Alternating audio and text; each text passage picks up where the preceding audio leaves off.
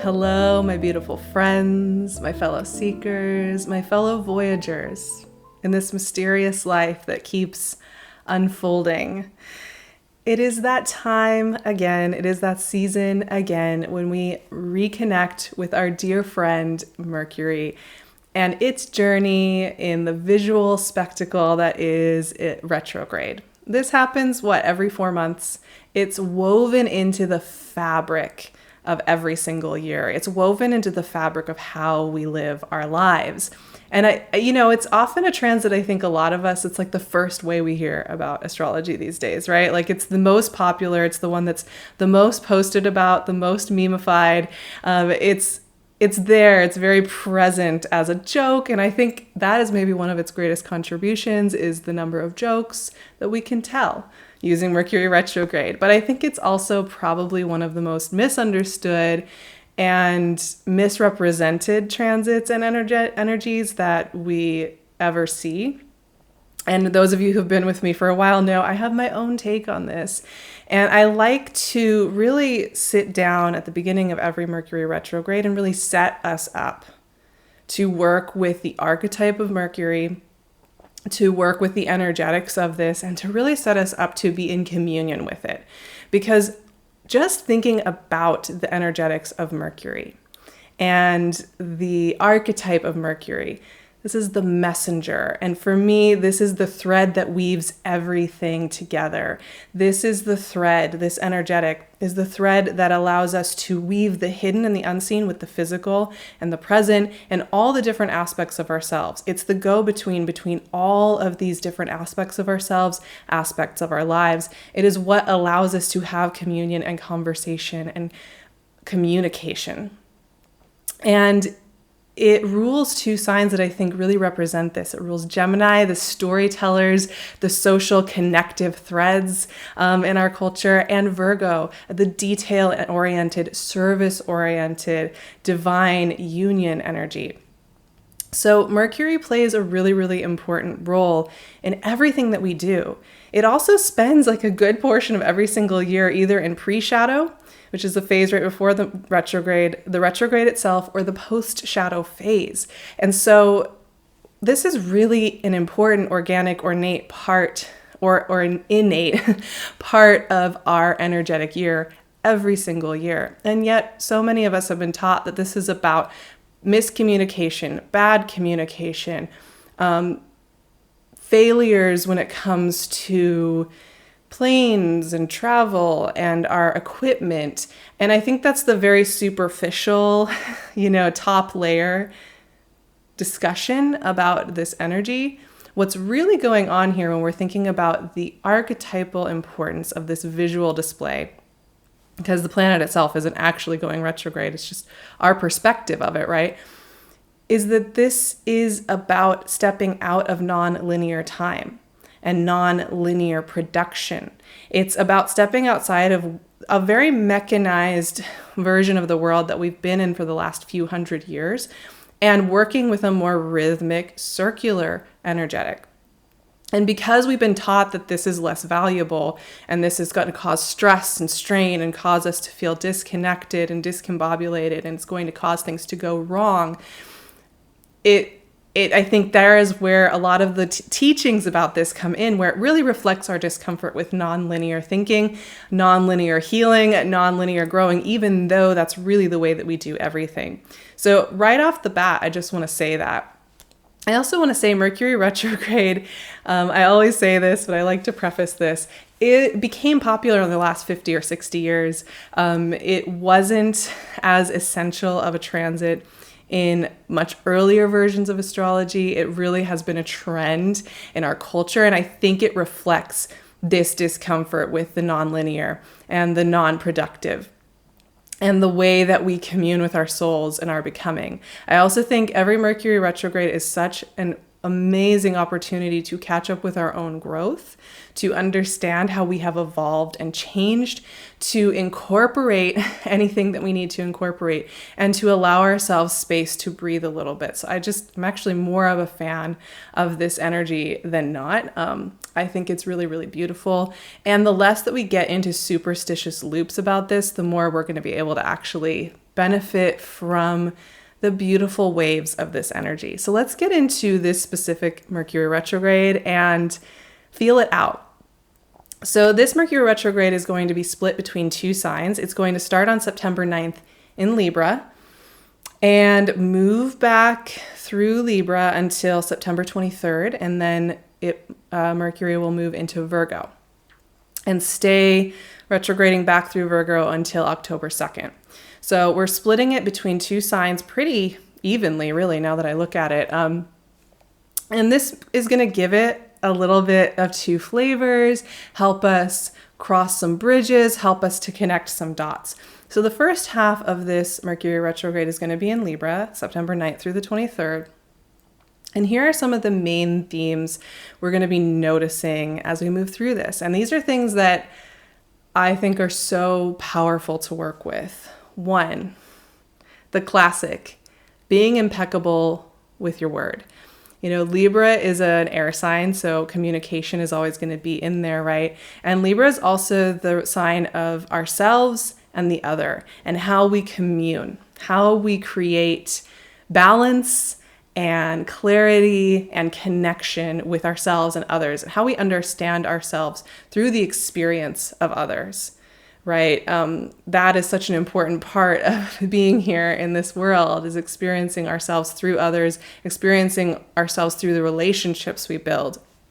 So meaning what you're saying, being impeccable with your word. And I think this is such a classic. This is part of that 4 agreements teaching that is really about, you know, when we say yes and we don't mean yes, when we don't really ask for what we need. I need an extra hour to just recharge over here, or whatever it needs to be, right? It's really a chance to look at where we just kind of don't say what we really need or mean, or don't ask the questions that we really mean. And don't let others know where we really are standing and where we really are struggling, or where we would really like help. So that's the first theme you'll be noticing. Another one is boundaries, classic. And it goes hand in hand with being impeccable with your word, right? Like saying yes when we mean yes, saying no when we mean no, being clear about what we need in a given day. This is going to be a theme that's really potent and powerful during this first part of Mercury retrograde. Also, I think really importantly and really soothingly, I think this is a really beautiful little section of time over this couple of weeks to think about any foundational beliefs you have about your worthiness when it comes to how you are acceptable to other people. I think this little transit, for those of us who kind of learn to be acceptable to parental figures or figures of authority in our childhood or at some point in our lives, you know, we often will people please or play the roles that we think we need to play in order to, you know, keep the peace. And it feels very scary, like we are threatening our own safety and well-being if we aren't always people pleasing. But this is a really great time to just explore your own beliefs around what you feel you are worthy of and how much you feel like your worthiness depends on how others accept you. And just exploring that. And once again, this isn't always about things happening on the outside and there being a lot of conversations about this. This is just as much about what's going on the inside and what we are moving through and what we are connecting and understanding more deeply within ourselves. So this is just a little opportunity to check in with some of those themes and see how you're doing with it, and seeing where you maybe want to make some shifts or you want to acknowledge something and honor yourself a little bit more. Then we move into the Virgo section of this Mercury retrograde, September 23rd to October 2nd. And Mercury rules Virgo, is at home here. This is a very natural, rhythmic part, I would say, of this Mercury retrograde. And it's going to kind of build on what we just were exploring there with relationships and with how we communicate our needs, our wants, our boundaries, and how safe we feel doing that. The Virgo themes are going to have to do with how we create safety within ourselves, how we create safe anchoring within ourselves. So the first thing that comes to mind for me with this is If we are just relying on outside validation to feel safe and anchored in the world, this is a really great time to build up a little bit more validation and a sense of safety from within. So really taking the time to connect with any voices or self-stories and storytelling that allows us to build deeper safety within our own internal systems is going to be really, really great time to do that. Listening more deeply as well to our inner sage and wise one, that quiet voice that's always waiting for us to hear it, is going to be offering up a lot of wisdom. But unless, we kind of slow down and allow ourselves to hear it, we can stay busy being in the more externalized versions of doing and being. So it's just a reminder to take some time to listen to your inner sage. They have a lot of wisdom. Letting go of perfectionism as a protection mechanism is also going to be coming up during this section of Mercury retrograde. So if you feel like you have to have this perfect front in the world, and that's what's keeping you safe, that's what's keeping you okay, that's what's keeping you in your life, without people attacking you or allowed to have resources or allowed to exist, this is a really beautiful time to reflect on that and to just acknowledge here right now that being perfect is not the goal, and we don't need that. And so many of us are just longing to see each other in our realness and not in our perfection. So this is a really wonderful time to explore that, if that is something that you struggle with, or if that is a part of the process that comes up for you. Also, this part of Mercury retrograde in Virgo is going to be about storytelling at its core.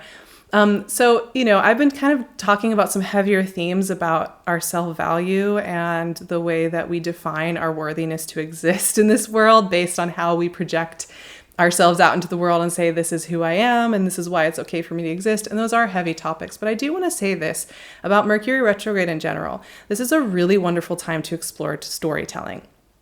I mean, read myths, read books, read stories, read ideas that really light you up. Also have fun writing your own stories. Have fun writing your mythology of yourself. Have fun writing to yourself from this place of feeling really safe and how you are transforming at this time.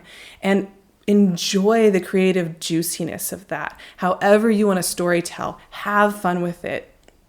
This is a really, really great place to reset stories and to also build and pull stories up from the depths within us and from places that we don't always look. Once again, because this is no longer about the superficial go, point A to point B, XY axis, up and to the right kind of perspective, we're no longer doing that. We're actually going to be getting information from deeper places in ourselves that are really rich and true and yummy. So this is really where I want our focus to be the whole of this transit.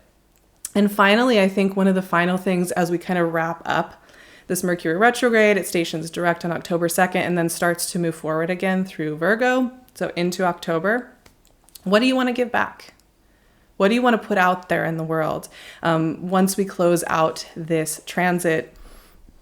And what would you like to let your energy move outward toward after this little season of reflection? It's only about 3 weeks, and it is just a time of integration, closing out any circles, anything that we need to kind of understand and incorporate a little bit better. This Mercury retrograde is happening during an equinox. It begins during a full moon in Pisces. We'll be kind of wrapping it up with the next full moon in Aries and letting it sink in once we get into October. So this is just a really, really wonderful place to check in with our storytelling of our worthiness, who we get to be in the world, and also what we want to give to the world, what we want to share, but from a place where we feel like we're safe with ourselves. We don't have to people please. We don't have to say yes when we mean no. We don't have to do any of those things. We can just be who we are. So I'm really excited for this energy. I think it's such a relief sometimes to just have a moment to not always be trying to improve ourselves and instead to just be with our storytelling. And that's really the core of what this little season is going to be for us this year. I will be offering up a really cozy worksheet over on my Patreon, which is super easy to join. You can come and go whenever you want over there.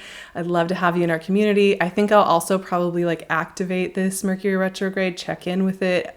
We hang out every single week, so it's a really great space if you are looking for a little bit more guidance. You want to hang out, you want to see how you're feeling during Mercury retrograde. I will continue to be walking at my Patreon community through that a little bit more deeply, so I love to see you there, and it really helps me to continue being here as well. I've of course love to see you here because we are getting into a really rich, dense part of the year where we are going to the hidden and the unseen, and that is my happy place. So I'm excited to share a lot more coming up. So I hope you subscribe and stick around.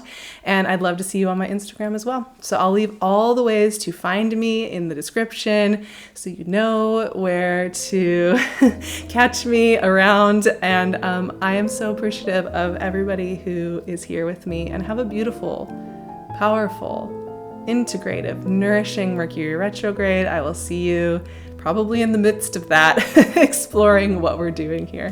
Sending you so much love.